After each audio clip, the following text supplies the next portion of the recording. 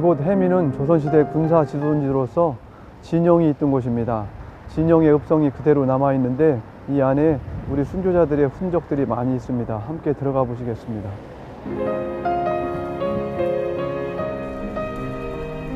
해미읍성은 조선시대 군사 병영이 있던 곳으로 이곳에서 많은 천주교 순교자들이 고초를 겪고 목숨을 바쳤던 곳입니다.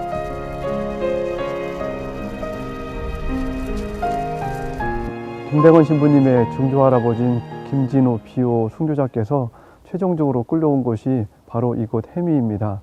그분께서는 처음에는 면천 관하에서 배교를 하고 풀려나고 이런 과정을 거치시다가 나중에는 끝까지 신앙을 고백하셨고 이곳 해미로 오셔서 신앙을 고백한 후에 10년 동안 옥에 갇혀 계시다가 이곳에서 옥사하셨습니다. 바로 이곳이 그 감옥 자리이고 순교터입니다.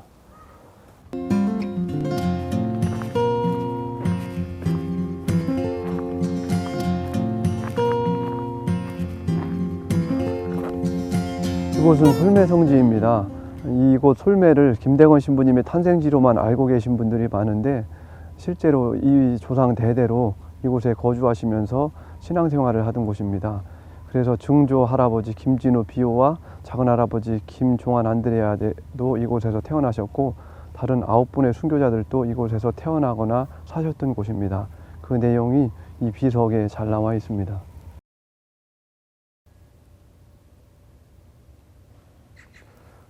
예, 이곳은 김대건 신부님과 그 조상님들의 생가터입니다. 이 우물은 옛날부터 있었고 지금도 물이 계속 나오는 곳이고 이 건물 김대건 신부님의 생가터는 사로 복원한 곳입니다. 그 안을 한번 들여보시겠습니다. 복원된 성 김대건 신부의 생가터. 이 자리는 오래전 김대건 신부의 증조부인 김진후 비호 순교자와 종조부인 김종한 안드레아 순교자가 생활했던 곳인데요. 그분들의 순교 정신을 기리는 참배객들의 발걸음도 계속 이어지고 있습니다. 솔매 성지 가운데 위치한 야외 미사터와 열두사도를 상징하는 부조물이 순교 신앙의 위대함을 잘 드러내고 있습니다. 바로 옆에는 성 김대건 신부님이 승선했던 라파에로를 상징해서 지어졌다는 솔매 성지 성당이 보이는데요. 이곳을 찾은 순례객들은 성지 미사에 참여해 박해의 어둠 속에서 한 줄기 빛이 되어 신앙의 씨앗을 뿌린 고귀한 순교자들의 뜻을 함께 기리고 있습니다. 영상 잘 보셨어요? 네. 솔매, 순례들 다 많이 하셨지요? 네. 언제 찾아도 우리에게 많은 신망의 삼독을 좀 일구어주고 우리를 희망으로 부르는 믿음의 땅, 솔매. 이 솔매는 4대 순교자를 낳으신 대단한 믿음의 땅 아닙니까? 우리는 솔매 그럼 일반적으로 우리 첫 신부님이신 김대건 신부님만 탄생하셨다 이렇게 알기가 쉬운데요. 그 이면에는 4대의 순교자가 낳은 대단한 믿음사리가 녹아있는 것이 솔매라는 것을 우리가 간과해서는 안 되겠습니다. 제일 처음으로 뵐 순교자님은 김대건 신부님의 증조 할아버지이신 누구시죠? 네, 김진후 비호 순교자님을 뵙기로 하겠습니다. 우리가 언뜻 생각하면은 4대가 낳은 집안이니까 이 가장이신 김진후 비호 순교자님은 믿음이 뭐 대단했겠다 이렇게 생각이 들잖아요. 그런데 의외로 뜻밖에도 이 집안에서 믿음을 제일 먼저 받아들이신 분은 이 가장이 아니시고요. 이 집안의 그 장남이셨던 김종현이라는 분이었습니다. 맏아들께서 제일 먼저 믿음을 받아들이셨어요. 내포의 사도가 누구셨죠? 네, 그분이 사셨던 그 여사울과 이 솔매라서 가까운 곳이잖아요. 그래서 이분을 통해서 이 김종현이라는 분이 믿음을 받아들이시고 나서 형제분들에게 다 믿음을 전하셨어요. 그리고 아버지에게도 김진우 어른께도 부친에게도 믿음을 열심히 전했는데 아버지 그때 연세가 한 50세 정도이셨는데 이분은 그 작은 그 감사 밑에서 작은 벼슬을 하고 있었는데 아직 천주신앙을 받아들이기에는 세상이 너무도 화려했습니다. 너무 벼슬을 하고 있으니까는 빛의 세계로 가기에는 너무도 세상이 찬란하고 유혹적이었죠. 그래서 자녀들이 그렇게 간곡하게 권유함에도 불구하고 끝까지 받아들이지 않았어요. 거기다가 제일 늦게 입교하신 분이 바로 김진우 어른이십니다. 자녀들의 그 간절한 기도를 통해서 기도를 마치면 하늘을 뚫은 거죠. 그래서 그렇게 완고한 부친을 빛의 세계로 비오라는 분으로 이렇게 하느님의 자녀로 자녀들이 인도를 하신 거죠. 근데 이분은 비오라는 이름으로 하느님의 자녀로 새로 태어나시긴 하셨지만은 빛을 증거하시기에는 아직 믿음이 뿌리가 이렇게 단단하지 못했습니다. 세상에 아직도 더 관심이 많으셔가지고 그 당시 이제 1791년 당시니까 천주교와 박해가 시작이 될 때거든요. 그래서 이분도 이제 천주교에 입교를 하셨으니까 박해가 일어날 때마다 천주교 신자니까 체포는 되시는 거예요. 그러나 믿음을 강하게 증거하지 못하시고 심약한 말씀을 하셔서 배교하시고 또 체포되셨다가 배교하시고 또 어떤 데는 또 유배까지 가셨다가 또 금방 배에서 해배까지 되시고 이렇게 너덧 차례를 10여 년간의 긴 세월 통해서 체포되셨다 배교하셨다 이렇게 하시면서 하느님과 세상사에서 왔다 갔다 심약한 모습을 보이신 분이 바로 김진우 어른이십니다. 그러다 이분이 이렇게 60세를 넘으시면서 깊은 통안에 잠기신 거예요. 세상에 50의 나이면 지천명이잖아요. 1000명을 알아듣는 나이인데 나는 이 50의 나이를 1000명이 알아듣는 건 고사하고 나를 지으신 대부이신 천주님의 명을 하다는 고사하고 그분을 모른다고 내가 세상살이 때문에 배교를 하다니 이렇게 50의 나이도 못 살았구나.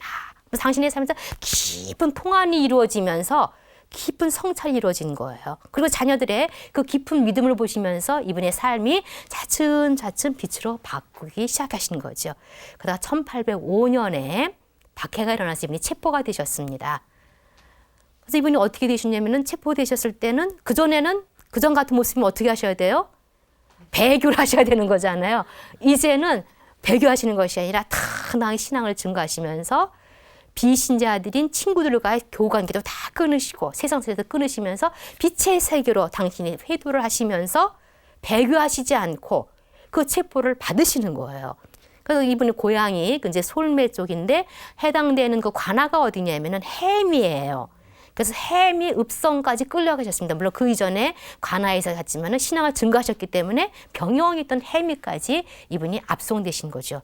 그때 연세가 65세였어요. 황혼의 천주님을 마음에 깊게 모시게 된 거지요. 그래서 해미 병영에서 이분이 이제 그 신문을 받으시는데 노인이시니까 얼마나 또 그 신문을 견디시기가 어려웠겠어요. 그런데 예전에 그런 모습이 아니까 탄탄하게 신앙을 증거를 하시고 그뿐이 아니라 드러내놓고 믿음살이를 풀어내시는 거예요. 그래서 이분의 그 깊은 신앙과 그다음에 인품과 그 점잖은 그 품 있는 행동에 관원들도 존경을 했다는 거예요. 그래서 관리들로부터 존경받으신 분이 바로 김진우 어른이십니다. 그러나 감옥에서의 시간이 얼마나 고통스럽습니까? 아까 해미 감옥 보셨잖아요. 이렇게 지금은 복원에서 뭐 멋있는 기와집으로 나오지만은 조선시대 그 감옥이 얼마나 환경이 열악합니까? 더나 65세의 노인이 계시기에는 음식이 제대로 나왔겠어요. 열악한 음식에다가 환경도 불결하고 열악하고 그 아주 고통이란 말로 표현할 수 없죠. 그리고 또 천주교인이라 배교하라고 가끔가다 가해지는 그 혹독한 형벌에도 불구하고 이분이 감옥에서 수감 생활을 무려 10년을 하셨습니다. 와, 말이 10년이지요. 그 노인이 그 감옥의 온 고통을 다 몸으로 보속하시면서 당신의 지난 삶을 빛으로의 삶으로 회두시키면서 보석으로서 주님의 순환에 온몸으로 동참하신 분이 바로 이 김진우 비유 어른이십니다. 10년의 긴 시간 주님의 그 순환을 묵상하시면서 온몸으로 순환에 동참하시다가 1814년 12월에 그 혹독한 그 추위 속에 온몸으로서 옥사로서 순교의 열으신 분이 바로 김진우 비호이십니다. 이분의 삶을 이렇게 묵상하면 말이 10년이지요. 그 10년의 긴 시간 속에 녹아있는 이분의 그 깊은 통환, 빛을 향한 이분의 철저한 회도, 그리고 하늘을 뚫은 기도, 또 깊은 갈등, 아픔, 고뇌. 왜 고통이 없었겠어요? 왜 아픔이 없었겠어요? 그 긴 시간 녹아 있는 신망의 삼독은 주님만이 아시는 거지요. 황혼에 모신 천주님을 온 삶으로서 주님의 순환에 동참해서 순교의 문을 열으셔서 가문의 순교의 문을 열으신 김진우 비호 순교자님이시죠. 하나님께서는 우리의 첫 사제 김대원 시민을 보내시기 위해서 이렇게 선조로부터 긴 긴 시간에 빛의 역사를 준비하고 계셨던 걸 우리가 알 수 있습니다. 그 10년의 세월과 이분의 삶의 세상과 신앙을 오가면서 겪었던 그런 갈등과 그러면서 깊어졌던 주님의 사랑을 이렇게 묵상하면서 우리도 일상에서 주님을 향해서 끝없는 회심 속에서 빛의 삶을 풀어내야 되겠다, 이런 그런 가르침을 받게 되고요. 그다음에 이분의 이제 그 아드님이 누구시냐면은 김종환 안드레아 순교자님이십니다. 이분은요 이제 셋째 아드님이셨는데 굉장히 아주 열심히 신앙생활을, 수계생활도 하시고 믿음생활을 잘 풀어내시다가 가장의 아버지께서 이렇게 유배되고 체포되고 그러니까 집안이 완전히 풍비박산이 됐잖아요. 그래서 이분이 어떻게 하시냐면은 신앙생활을 잘 하려고 가족들과 함께 이 문경세제를 넘어서 경상도에 있는 그 봉화에 있는 우련밭이라는 곳으로 갔습니다. 신앙생활을 위해서 가족이 다 이주를 하시는 거죠. 지금도 그 봉화의 우련밭을 가보면 굉장히 심산유곡이에요. 그러니 뭐 조선시대에는 정말 사람이 살지 않는 그런 아주 오지였죠. 그곳에 이분에 가서 믿음살이를 잘 풀어내셨습니다. 척박한 땅을 일구어서 척박한 땅만 이루는 것이 아니라 그 믿음의 씨앗을 뿌려가면서 많은 사람들에게 천주님의 사랑을, 빛을, 진리를, 행복을, 이 세상에 참된 보아가 어디에 있는지를 온 삶으로 풀어내신 분이 바로 이 김종환 안드레아 어른이십니다.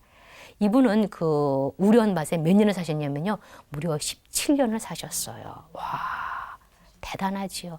그 17년 사시는데 얼마나 빛의 삶을 잘 풀어내셨냐면 그 척박한 땅에서, 옛날에 그 척박한 곳에 뭐 먹고 살게 먹고 음식이 뭐가 이렇게 있었겠어요? 이분의 음식은 뭐냐면은 그 산을 일구어서 나는 그 산에서 나오는 그냥 거친 조밥이에요. 거친 조밥에다가 반찬은 소금입니다. 그나마 그것도 있을 때는 먹는 거고 없을 때는 대부분의 식사는 그냥 도토리, 풀뿌리, 산나물 이렇게 아주 궁핍하게 사는 거예요. 그런데 늘 기쁨이 충만해 있습니다. 왜요? 말씀으로써 주님을 배우면서 기도하시면서 성서 필사하시면서 그렇게 어렵게 사심에도 불구하고 사순절과 대림절은 물론이고 매일 대제를 지키셨다고 그래요. 그런데 늘 얼굴이 기쁨으로 충만해 있으니까 이웃이 얼마나 이상하잖아요. 가난하게 사는데 늘 기쁘고 있으니까 물어보는 거지요. 아니 당신은 그렇게 가난하게 사는데 어떻게 이렇게 얼굴이 이렇게 늘 기쁨으로 충만하고 집안이 이렇게 화목하냐고. 그러면 자연스럽게 천주님이라는 분을 설명을 해주는 거예요. 그래서 이분들도 보면서 지상의 삶은 가난하지만은 마음으로 천주님을 모시면은 저렇게 행복하게 삶을 살 수가 있구나. 그래서 이웃에게 참 행복의 빛을 열어준 분이 바로 믿음살이에 신실하게 이루신 분이 바로 이 김종환 안드레아 어른이셨습니다. 17년간 사시면서 그냥 그 우련밭, 그 오지를 빛의 마을로, 산 위의 아름다운 마을로 만들어주신 분이 바로 이 믿음의 어른이셨죠. 그러다가 경상도 지방의 박해가 의례박해에서 1815년에 일어났잖아요. 그래서 대구 가명의 포졸들이 이 오지까지 온 거예요. 그래서 거기 있던 교분들이 다 체포됐죠. 그래서 이분들이 경주 가나로 압송되었습니다. 그래서 이제 많은 분들이 배교하신 분들 계시고 끝까지 신앙을 안동가나네요. 네, 안동가나로 가셨다가 끝까지 신앙을 증거하신 분들은 그 당시 경상 가명이 대구에 있었어요. 그 대구 이제 경상 가명으로 이분이 압송돼 오셨는데 압송돼 오셔가지고 뭐 당당히 신앙을 증거하시니까 이분들이 이제 다 감옥에 수감되었습니다. 그 감옥터가 지금 이제 대한성당 그 자리인데요. 대구 대한성당 자리인데 그 옥토가 지금 굉장히 이렇게 초라하게 이렇게 남아있지만은 그 자리를 거스르면 아주 굉장한 믿음살이에 아주 뜨겁게 아주 이렇게 전율을 하게 됩니다. 근데 놀라운 일이 일어났습니다. 이분들이 감옥에 갇혔는데 감옥에 진풍경이 벌어진 거예요. 천주학쟁이들은 사학쟁이라고 그래서 이 감옥에 수감할 때 그냥 수감시키는 것이 아니라 가장 흉악범들과 같이 감옥에다 넣습니다. 그러니 감옥이 흉악범들이 있는 감옥이 그 욕설이 난무하고 폭력이 난무하고 완전히 지옥 같은 아수라장 아닙니까? 이런 곳에다가 빨리 배교하라고 일부러 흉악범들과 같이 천주학쟁이들을 수감을 시키는데 그런 지옥 같은 감옥에 진풍경이 벌어진 거예요. 우리 천주교를 빛으로 풀어낸 믿음의 선조들이 수감이 되면서 욕설이 난무하는 것이 아니라 부드러운 말이, 그리고 싸움이 난무하는 것이 아니라 웃음이, 평화가, 화목한 기운이 감옥에 감도는 거예요. 그뿐이 아니라 감옥에는 사식을 넣어주지 않으면 되게 연명하기가 어렵거든요. 감옥 음식이 나온다 하더라도 다 횡령이 되기 때문에 거기 내려오는 게 없어요. 그래서 그 죄수들은 그 형벌을 받지 않는 사이에는 사식을 마련하기 위해서 집신을 삼습니다. 그리고 천주학생들은, 신앙성도는 집신을 삼아가지고서 어떻게 보면 나대 팔면서 집신을 삼지 못하는 거동에 불편한 교들에게 나눠주고, 교들만 나눠주는 것이 아니라 흉악범들한테까지도, 그 사식을 마련할 수 없는 흉악범들한테까지 나눠주는 거예요. 이거는 상상도 못했던 일이지요. 음식은 곧 생명이잖아요. 그런데 나라에서 사학쟁이라고 했던 사람들이 와서 사식을 마련을 해가지고서는 그걸 자기네들끼만 나눠 먹는 것이 아니라 사람 취급도 못 받는 자기네 흉악범들한테 준 걸 보면서 감동을 하는 거지요. 그래서 자연스럽게 물어보는 거예요. 당신들 왜 이렇게 하느냐고. 이런 소문이 퍼져가지고 관원들이 구경을 왔어요. 감옥 분위기가 완전히 달라졌잖아요. 그래서 감옥은 자연스럽게 전교의 장이 됐고 덕을 닦는 수련장이 되었습니다. 이 가운데에 계신 어른이 바로 김종환 어른이셨어요. 그리고 또 이렇게 말씀하셨어요. 성교에는 이렇게 말할 수 있습니다. 천주님은 머리이십니다. 성모님은 목이십니다. 우리는 다 그 지체입니다. 만약에 지체를 해친다면 곧 머리를 해치는 것입니다. 반대로 지체를 사랑하면 곧 어디를 사랑하는 거예요? 머리를. 그러니까 여러분 서로 사랑하십시오. 애덕을 가지고 무엇을 못하겠습니까? 이렇게 빛을 일궈내신 분이 바로 김종환 안대하 순교자님이십니다. 이렇게 튼실하게 1년 반 동안이나 빛을 전하시다가 마침내 1815년에 관덕정에서 참수 언도로서 사형을 받으시는데, 이분은 회장님이니까 제일 먼저 참수형을 받으셨죠. 근데 휴강이가 서툴러가지고 칼질을 10번이나 한 거예요. 그럴 때마다 그 고통이 얼마나 심했겠어요. 칼 나는 피를 튀는 거죠. 피는 하늘을 튀는데도 그 의연하게 다 고통을 담으시면서 다 참아받으시면서 하늘의 문을 열으신 분이 바로 김종환 안드레아 순교자님이십니다. 이분의 따님은 김대레사라는 분인데 남편은 손연욱이라는 분인데 이분도 해미에서 순교하셨어요. 그리고 이 김대레사 이분께서도 1839년에 순교로서 가족이 다 하늘나라에서 만나신 분이 바로 김종환 안드레아 순교자님과 성녀 김대레사이시죠. 그 다음에 또 어떤 분이 남으셨습니까? 김윤도 아가다 막달라나 자매님. 저희가 계속 형제님만 만났잖아요. 남자만다가 어떤 분이 그랬어요. 아니 하느님이 좋은 여자분이 안 계신가요? 그랬는데 이제 제가 처음으로 뵙게 되는 그 자매님이신데 이분은 경북 상주에서 태어나셨어요. 그러다 연풍에 계신 분하고 이제 김씨라는 분하고 결혼하셨는데 장성하신 뒤 입교하셨습니다. 이제 믿음살이를 잘 하시려고 경북에 있는 청송에 노래산이라는 곳이 깊은 산중에 있는데 거기 교우촌에 가서 믿음살이를 잘 풀어내시다가 역시 의뢰받게 때 체포되셨어요. 그래서 경주 관아에 이제 가서 신문을 봤는데 아주 이분이 그냥 비천한 사람이잖아요. 신문도 낮고 무식하고 이러니까 관장이 있다가 배교만 하면 살 수 있는데 무엇 때문에 너는 비천하고 무식한데 죽으려고 하느냐고 배교하라고. 그다음에 다 이렇게 말씀하시는 거예요. 관장님, 저는 무식하고 비천합니다. 그러나 아무리 무식하고 비천하다 할지라도 조물주의 은혜를 배반할 수 없습니다. 천주님이 조물주이시고 당신의 삶을 주재하시는 그런 은혜로운 아버지심을 고백하셨다는 거죠. 아무리 미천하고 무식하다 할지라도 조물주의 은혜를 배반할 수 없습니다라고 당당히 신앙을 고백하신 분이에요. 그래서 경주 관에서 신앙을 고백하셔서 대구 가명으로 압송되셨습니다. 근데 가명의 고문이 톡톡하죠. 그 고문 형벌이 너무도 힘들어서 그냥 배교를 선언을 하셨어요. 배교하시고 이렇게 가명문을 나오시는데 김종환 안드레아 어른께서 안동 관아에서 압송되어서 가명으로 들어가시는 순간이었어요. 근데 딱 보면 아시잖아요, 서로가. 그래서 천주학생 아시면서 이렇게 몇 마디 말을 주고받으신 거죠. 그래서 다 이렇게 말씀하시는 거예요. 김종환 어른께서. 참으로 좋은 기회를 놓치십니다. 참으로 좋은 기회를 놓치십니다. 그래, 밖에 나가서 산들 몇 해나 더 사시겠습니까? 그 말씀이 짧은 몇 마디잖아요. 그 말이 아주 비수처럼 가슴에 꽂힌 거죠. 아, 그래. 내가 나가서 산들 밖에 시대 때 몇 해나 더 살겠는가. 이렇게 천국에 갈 수 있는 영생의 길을 놓쳐서 어떻게 또다시 영생을 얻을 수 있겠는가. 그 말씀에 깊게지만 온몸으로 바라는 그 김종환 어른의 그 믿음의 말씀에 이분이 깊게 회두되어 가지고 다름질 쳐가지고 와서 다시 관장한테 가는 거예요. 포졸들이 놀라가지고 관장을 막으니까 포졸들을 제치고 관장 앞에 가서 아까는 너무 혹형이 무서워서 배교를 말씀을 했는데 배교를 철회하고 천주님 위해서 죽겠습니다. 관장이 미친 사람 치부라면서 굉장히 혹독하게 매를 때렸습니다. 그래서 감옥에 계시다가 그 매로 인해서 장렬하게 순교하시면서 성모님 품에 안기신 분이 바로 이 김윤더 아가다 막달레나 순교자님이십니다. 이 세 분의 삶을 이렇게 묵상하면서 이사야서 55장 11절 말씀이 떠올랐습니다. 주님 그러셨잖아요. 내 말은 헛되이 돌아오지 않는다.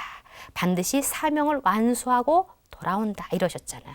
주님께서 우리에게 다 믿음의 씨앗을 뿌려주셨잖아요. 그죠? 우리에게 뿌리신 씨앗은 반드시 열매를 맺고 풍성한 하나님 나라의 열매를 맺으리라고 우리가 생각합니다. 함께 보실까요? 믿음의 열매를 맺겠습니다. 믿음의 열매를 맺겠습니다. 신앙의 모범을 보이겠습니다. 신앙의 모범을 보이겠습니다. 우리도 그 김대건 안드레아 신부님의 선조들처럼 정말 우리 가정을 잘 성가정으로 이끌 수 있도록 많은 노력하시고 기도하시고 모범을 보여주시고 또 이웃의 빛을 전하는 그런 아름다운 삶을 살면 좋겠다. 이런 묵상을 함께 나눠왔습니다.